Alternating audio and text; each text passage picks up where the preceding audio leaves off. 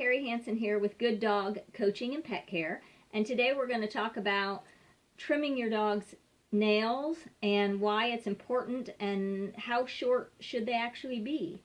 One of the most important reasons for trimming your dog's toenails is because it affects their posture. If their nails are too long, if you can imagine, it affects how they perceive the ground. So, you know, the ground is a flat surface, and if the dog's paws are on the ground and their nails are short enough, they're able, you know, with their paws and their pads to be able to sense the ground and whether it's flat or it's downward or upward. But if their nails are too long and they're pushing the pad up and off the ground, it makes a difference. It changes how they perceive whether the ground is, you know, flat or incline or decline. So it's really important. It actually, when their nails are too long, it actually throws off their whole structure.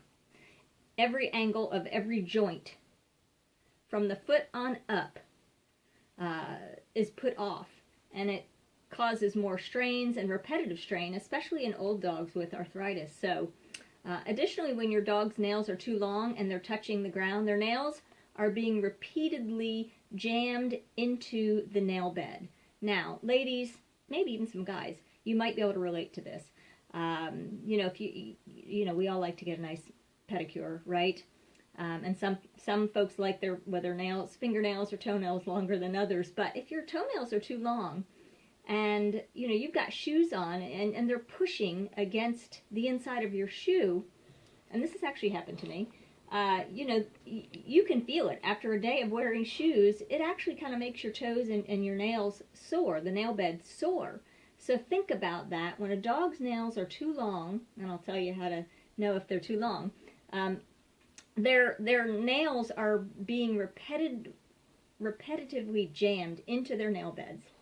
And how do you know if their nails are too long? Well, if you can hear your dog's toenails when they're walking on a hard surface, click, click, click, click, click, then their nails are too long. Okay, so they should be able to walk along and be actually, you know, their foot is flat on the ground, it's on their pads, and you're not hearing anything when they're walking. So that would be a lot of people's dogs. So anyway, you know, and oftentimes people will say to me, well, how do you trim your dog's nails? My dog doesn't like it. Well, whether you do it or your groomer does it, you know, if you have a groomer or your vet do it, it's just important that it gets done and that they do it correctly, especially if your dog's nails are already too long.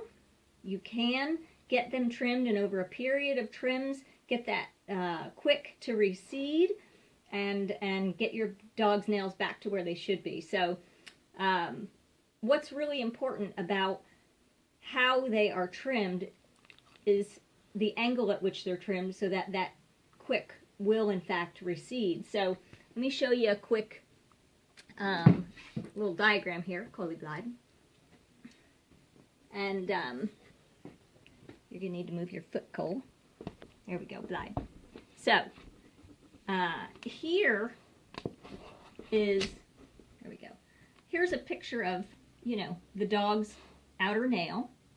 And we all know that that quick, Glide, is the inner part, the pink part. Whether your dog's nail is black or a clear pink, you know, there's an inner soft skin part, which is we call the quick. And it can be different colors depending on the color of your dog's nail. So this is the angle at which most people and or vets or groomers trim a dog's nail, okay, at this angle. And so it's longer on the top, leaving the nail longer on the top and shorter on the bottom. Okay, if we take that off, that would be the part that would be trimmed off. Okay, so you're trimming off that excess hard nail up close to the quick. All right, now that's how most people do it. This is how it should be trimmed. Okay, so Glide. It would be at a downward angle from the top of the nail down. Don't worry about this part down here. This will get worn off You can go back and trim a little bit of that off too, but this is typically worn off from them walking. But this is really the most important, that first cut, which goes from angling from the top part of the nail down that way. All right, and of course all of this would then be trimmed away, and you can see that it's actually more of the nail gets trimmed away when you do it this way. And you want to get right up against that quick, but not cutting the quick, actually. Okay? And that would be the first cut. Then a couple weeks later, you would come back along and you would do another cut. Now, of course, it wouldn't be as dramatic of a cut, but you want to get it right up against that quick without actually cutting the quick. And what happens is you are exposing more of the quick, which will then kind of shrivel up and recede. It'll dry out and recede back. And then subsequently after that, you can come back each time and you're just shaving off a little bit more, a little bit more, a little bit more. And usually in, 2, 3, 4 trims, your dog's nails are remarkably shorter than they were originally. Okay? Now again, if this seems daunting for most of you, it's not as important that you do it, but that someone does it, whether it's, your vet and your groomer, but that they do it this way, not the other way, not trimming this way. Okay? So, now, what I do, once you do that first trim, typically you're going to use clippers to do that initial trim, and you want to make sure they're really sharp, because if they're old and not sharp, they're going to squeeze and crush the nail, not clip the nail. All right, and there's a few different types. This is a guillotine style, which is actually a little round hole, and then you can see the clipper comes up and like a guillotine clips. Now I'm not going to use that on her today because her nails are already too short to do that with, but initially this is something like this or the other type of clipper. I prefer this over the kind that's like 2 pinchers pinching. This actually makes it, I think, a better cut. So, but once you do this, then you can come back, or a lot of times groomers have these. This is a Dremel, and you can see that Cole is really afraid of this thing. She's used to getting her nails Dremeled. But this is actually a pretty powerful one. This is a electric Dremel. And when I first started Dremeling her, I actually used a little handheld battery-operated Dremel. And it's actually the Dremel brand that you can get at a hardware store, or the little handheld battery one you can get at Walmart. I mean, they're like, $12 to $20 maybe. They're not expensive at all. This one's more powerful. And you want to be really careful with these for sure. So anyway, you want to make sure you have the right tools. Your initial cut's going to be with this, and then you can follow up with this. But you can follow up and trim a little bit more off with these too. Get in there once you get that first cut, and then get in along and trim a little more, shave a little more, shave a little more, shave a little more. Okay? And some people would say, well, my dog doesn't like it. Maybe they've gotten the quick cut before. Maybe you cut their quick accidentally. It doesn't feel good when that happens. But, or maybe the groomer has. But, here's the thing. Sometimes things like that happen, Sometimes you bang your knee on something and it hurts, right? But you still walk by that thing every day that you banged your knee on. It's probably not going to happen again. You're paying attention, whatever. Your dog may not know that, but what the point is that they can get used to it. And typically what I recommend is not trying to get in there the first time and, do the whole thing. If you're starting out with clipping your dog's nails, or maybe you have a puppy, or you're going to, try a Dremel, you just want to work up to it. Again, just go slow. Take it easy. You don't have to do all their nails. Maybe you do one nail and that's all you do, and that's great. And maybe then the next day you do another nail. The key is to get them comfortable with it. Make it, like a pampering party. It's they're getting a massage. They get one nail done. They get a little something. Here's a little cheesy treat. Yay! Woohoo! Make it fun for them, right? And they'll get, over time, it'll get easier and easier and easier. And actually, it's, kind of a time for you to spend with your dog and bond with them and love on them while you, take care of business. So, if you do happen to cut the quick, there are things out there. Quick Stop is one. You can get them at the pet store, whatever. It's basically styptic pencil or powder that you can just put on it right away, and it stops the bleeding. immediately. I don't own that because I don't usually have that problem. So I use a Dremel. And so anyway, I just take it slow. I go easy. And, you know, just work up to it. When I first started Dremeling Cole's toenails, I started literally by having that little handheld battery-operated Dremel. I would turn it on, and then I would just let her hear the sound of it. I would give her some treats until she got used to that. Then the back end of it, I would just touch her body with it, because it's a weird sensation. It's a vibrating, you know, it's pretty powerful.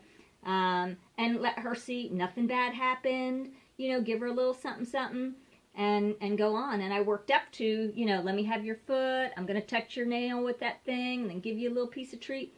Took it very slowly, over a few months, actually, worth of time. And in between, I took her to the groomer, and they kept her nails where they needed to be. So at this point, you know, I wouldn't say she loves it, but she tolerates it for sure, and she'll lay there, and sometimes I get the, you know, she's pulling away with her little foot, but I'm just patient, and I just take the time, and we get it done. And then as soon as it's done, and I say, oh, you know, the words all and done, which I'm not going to say right now, the way that I say it, she pops up and knows, oh, yay, you know, we're going to get a treat. So, so that's how we do it. So I just encourage you to try it, take your time. You know, I'm going to show you how I do it with her with this actual Dremel here. I have some little treats, you know, ready to go. I put some little goggles on for safety for me, because when you're doing this, when you're Dremeling, it does kick up little pieces of, you know, dust and things, and it will get in your eye if you don't have some kind of eye protection while you're doing this. So, you know, take the precaution for sure.